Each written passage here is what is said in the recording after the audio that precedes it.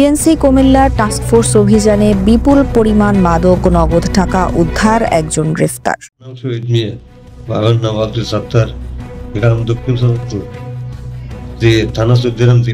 কুমিল্লা জেলা মাদকদ্রব্য নিয়ন্ত্রণ অধিদপ্তর ও বর্ডার গার্ড বাংলাদেশের সমন্বিত টাস্কফোর্স অভিযানে 284 পিসি ইয়াবা, 1 কেজি গাঁজা এবং মাদক বিক্রির নগদ 2,96,564 টাকা উদ্ধার করা হয়েছে।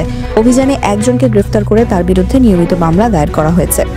গোপন সংবাদের ভিত্তিতে ডিএনসি কুমিল্লার উপপরিচালক চৌধুরী ইমরুল হাসানের সার্বিক তত্ত্বাবধানে এবং পরিদর্শক মোহাম্মদ শরীফুল ইসলামের নেতৃত্বে একটি বিশেষ টাস্কফোর্স গঠন করা হয়।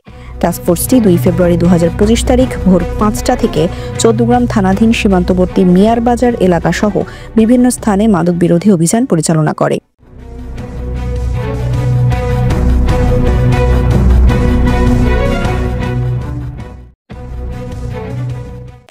অভিযান চলাকালে চৌদ্দগ্রাম থানার দক্ষিণ প্রতাপপুর গ্রামের মৃত আব্দুল সাত্তারের ছেলে শহীদ মিয়ার বসতঘরে তল্লাশি চালিয়ে 284 পিসি ইয়াবা, 1 কেজি গাঁজা ও মাদক বিক্রির নগদ 2,96,564 টাকা উদ্ধার করা হয়।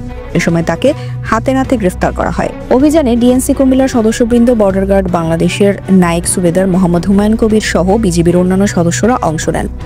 এছাড়া চৌদ্দগ্রাম উপজেলা নির্বাহী অফিসার মোহাম্মদ রহমতুল্লাহ অভিযান পরিচালনার সময় সার্বক্ষণিক টিমকে পরামর্শ ও নির্দেশনা প্রদান করেন। প্রাথমিক জিজ্ঞাসাবাদে জানা যায়, গ্রেফতারকৃত শহীদ মিয়া একজন পেশাদার মাদক ব্যবসায়ী এবং মাদক সেবী। তিনি দীর্ঘদিন ধরে সীমান্তবর্তী এলাকা থেকে ইয়াবা ও গাঁজা সংগ্রহ করে নিজের ঘরে সংরক্ষণ করতেন এবং স্থানীয় বিভিন্ন ব্যক্তির কাছে বিক্রি করতেন। অভিযান শেষে পরিদর্শক মোহাম্মদ শরীফুল ইসলাম বাদী হয়ে চৌদ্দগ্রাম থানায় আসামির বিরুদ্ধে নিয়মিত মামলা দায়েরের প্রস্তুতি নিচ্ছেন। নাইম আহমেদ, কুমিল্লা ক্রাইম বার্তা।